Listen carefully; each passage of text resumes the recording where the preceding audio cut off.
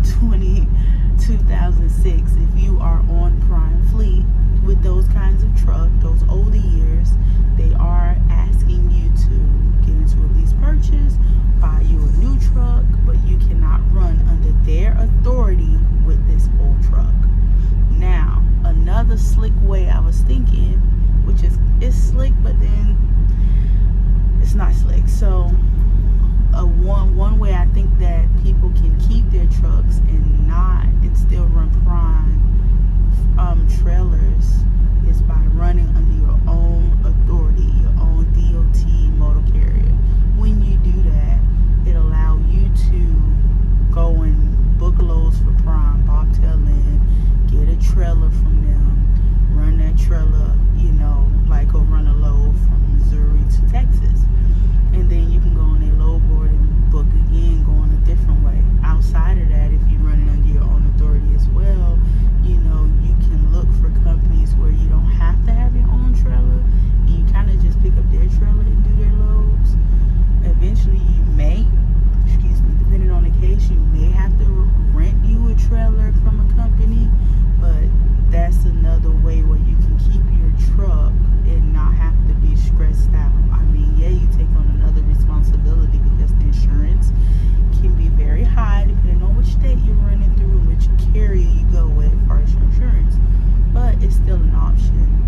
It just right now I know it's very, very tight and rough with trucking. That's another thing that I'm considering. Should I get a truck? I don't have the money to keep changing my truck every 6 years. I wouldn't want to change my truck every 6 years. That's another thing. The other thing with that too is, in 10 months of me running with Prime, I started March 2022.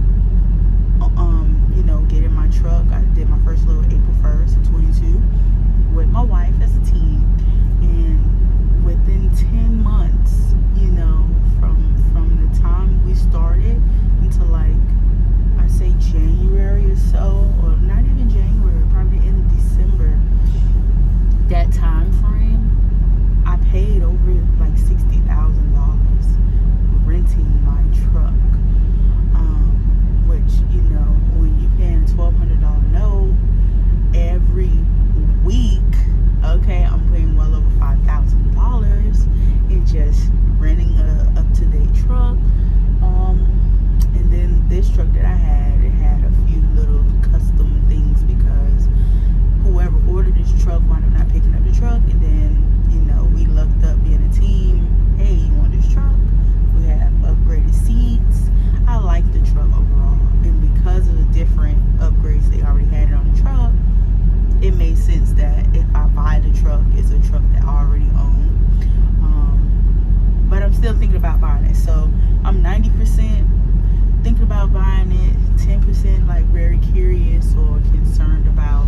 I'm in a 23. At what point would they say that this truck need to be phased out? Is that in 8 years? I mean, this truck can go longer than 8 years, especially if you maintaining it properly. Prime make you, do it on a scheduled time. Outside of that, the body can be, however, for the most part, the truck is taken care of. But say for instance, within 8 years, my engine I need to get it maybe rebuilt, or maybe buy a new engine, which that was something I was talking to my wife about. I said, we can easily put up, a good stacks of money, thousands of dollars, or invest in an extra warranty that will allow us to buy a new engine. And then at that time, we can invest in that, buy a new engine, still have the nice body work we have of this vehicle, and not have to get another vehicle and still make money. So the goal for me, I feel like it's screwing you when you have to sit here and just upgrade the truck because Prime upgrade their trucks every 3 years. So yeah, that's something to be concerned about, think about. I don't see myself wanting to do another 3 year. If anything, I'd probably do a 2 year lease, but not a 3 year lease. I feel that is overboard. I'd rather do 2 years, get 13, 14, get $14,000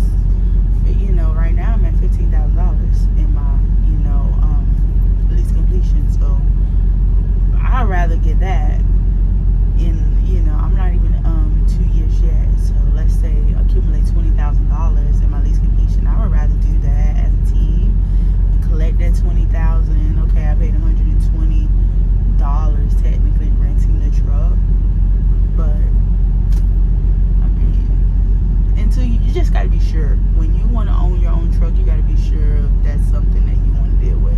Ultimately, I mean, I feel like that's thousands of dollars I'm saving each week in my pocket if I own a truck.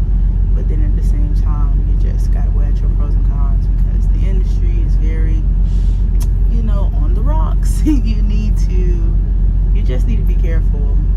Be careful and pay attention, because you can make the wrong decision. You can make a very fast decision, not really analyzing and thinking about what you're doing, because you're frustrated, because the rates are very low. It's very frustrating. I'm very blessed to be a team with my wife, because we have seen like the up and down, and we've been able to survive because we don't live a very high maintenance life. And I will say, things that you can cut. And I say this all the time. People came into trucking, like the money that we seen, I have never seen in my life. And even seeing $90,000 clear your account, like that's a lot of money. When you sit back and you're not used to good saving habits, good paying bill habits, you see the money, you want to travel, and you're just going, you lending money out. Maybe you go get into a house, or maybe you're paying rent and it's $1,800. Yeah, the money was good and you didn't realize it, and you didn't save, and then next thing you know, rates go low. You was making $10,000, or your revenue was $10,000, but now your revenue is $6,000. That's a $4,000 difference. That is a big difference, and that hits home when your bottom line, the money that's coming home to you, is extremely low. So yeah, and then you get hit with that week after week, like that low, like that, where maybe it's only $2,500 coming.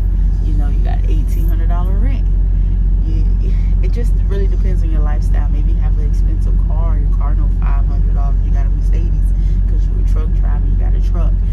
Not saying you can't have those things, but you can obtain them. It's just about the timing of when you do so, and making sure you have your funds up. You're not depleting your account, because we don't want to live that struggle life.